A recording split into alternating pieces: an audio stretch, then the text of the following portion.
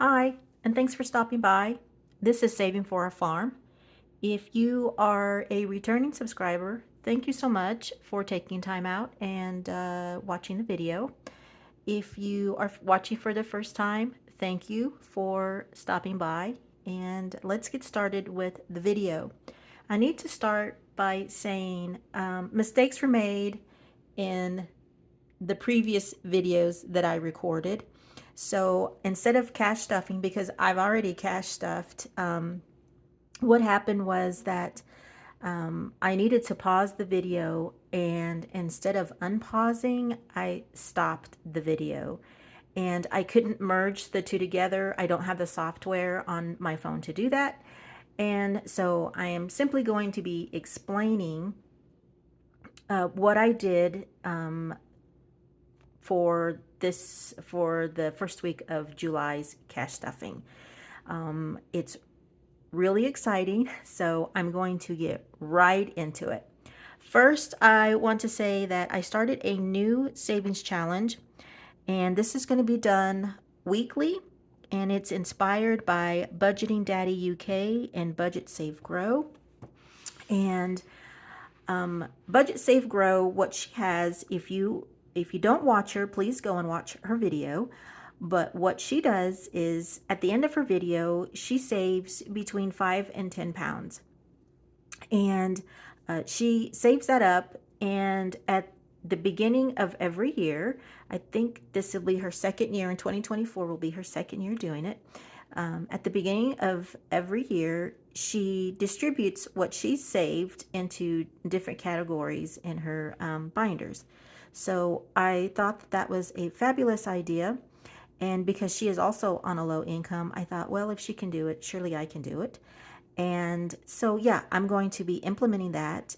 And I kind of merged the two savings challenges together. And I'm not even sure Budget Save Grow considers hers a savings challenge or not. But Budgeting Daddy UK has a toothpick challenge that I think is really smart. And so I love the idea. And I picked this up from him. I went and the idea I picked up from him, but I went and purchased this bottle of it's a little plastic bottle, and it just has toothpicks on it.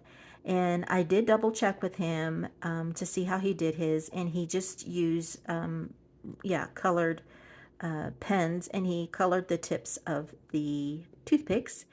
And they have, each toothpick color has a specific amount. And so that's what I have done. And so, pardon me. And so, the red are $5, and the like gray is $1. That is the amounts that I think that I will be able um, to put in here, and I'm okay with that amount. It doesn't seem like a lot, but that's okay. Maybe in the future I will be able to um, add, maybe 10 or 15. I think that's a bit steep for me, but we'll see what happens in the future. So I got a 5, and so I put my $5 in the envelope here. So, and I will be doing mine's the same as Budget Save Grow, and at the end of or at the beginning of every year, I will unstuff the envelopes. Oh my, I've made a mess for myself. I'll unstuff the envelopes and distribute them in my binders as needed. So, yeah, she does this, and that's what I'm going to do. I also have in here is the 20 penny savings challenge by My Money Matters. She printed this out, and it was inspired by Budget Save Grow. So I really like this challenge. I wasn't doing it before, but now that I'm back in the States, where I'm able to spend dollars and get change, I decided that I would kind of use this box as a dual purpose because it is a fairly large box. And so, yes, I did do the penny savings challenge. So these two things were done right off the bat in the videos.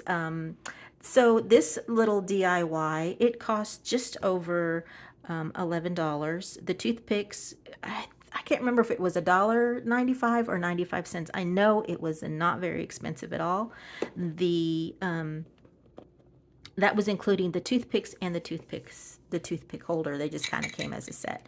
And then the black envelopes were $5.99. I got those off of Amazon, and that was the most expensive thing. This little box here, my husband saw this little box at one of the craft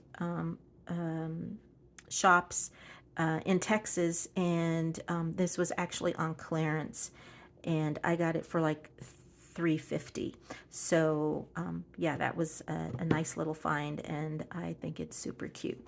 So okay, that was one of the things that I did at the very beginning of the video, and I will go over briefly what was stuffed in the total amount. So in the garden binder, $70 was distributed between in the garden binder, and so a total of $190 is what we have here. And in the dog or the pet binder, we have $80 was deposited, and we had 140, so now we have 220 in a total for this binder. So I did talk about, I really want a dog. I really want a dog. I miss having a pet, and I think that we were at someone's house. We were invited to go over to someone's house, and last Friday, and they had a sweet dog. His name was Max, and he was a German Shepherd Pinscher mix. And this dog was so sweet, and they say he's nice to everybody, but I'm going to think that he just liked me a lot. But I just pet him, and it really made me wish I had a dog. We are not in a position to have a dog right now. Right now we're currently in a hotel, and we are actually leaving the hotel tomorrow morning, and then we're going to go stay in our camper until the house is ready for us to move in. So the camper, it's just like a weekend camper.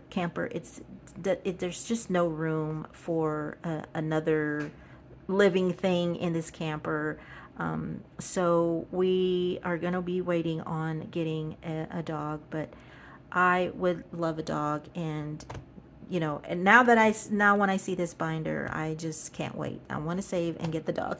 I want to save so when I get ready to get the dog, I have the money to do it. Okay, enough about dogs. So the chicken binder, this is the one that I want to say, the most proud of. A number of things were fully funded. Let's go over what was deposited and what we have in total amount. So $230 was deposited, and in the binder, all in total is $915. So the two things that were fully funded was, look at here, the mobile chicken coop was fully funded. I am really excited about that. We're not even in the state where we're going to be retiring and having our little farm, but as you know, the last couple of weekends,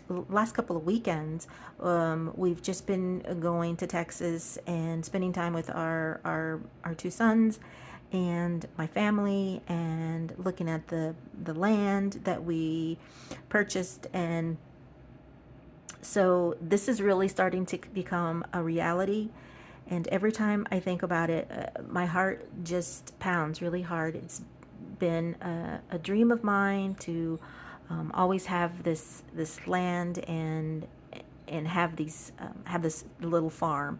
So when these things are funded, it just, I just can see myself moving one step further. I feel like I'm on this board, and every time I fund something, or we large amounts of money are deposited into different envelopes, I can see myself moving forward on the board, and so that is overwhelmingly excited for. I'm excited. So the first thing that was fully funded were the egg layers.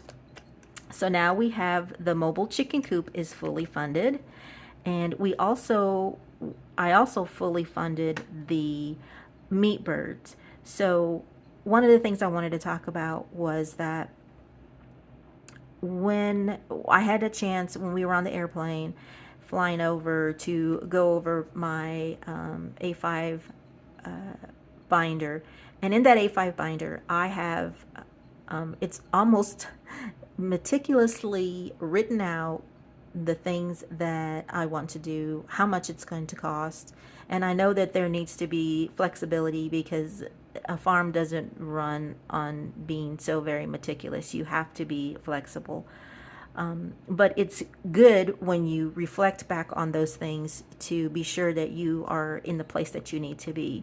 And looking back at trying to fully fund meat birds for a year, I know I talked about this in another video. One, I don't really have the experience to do it. So I have scaled that back to 30 meat birds. I'm not even sure that that is even a possibility. I might have to even scale it back even more. But when you multiply $3.44 is what each meat bird would cost, times 30, it was like $105.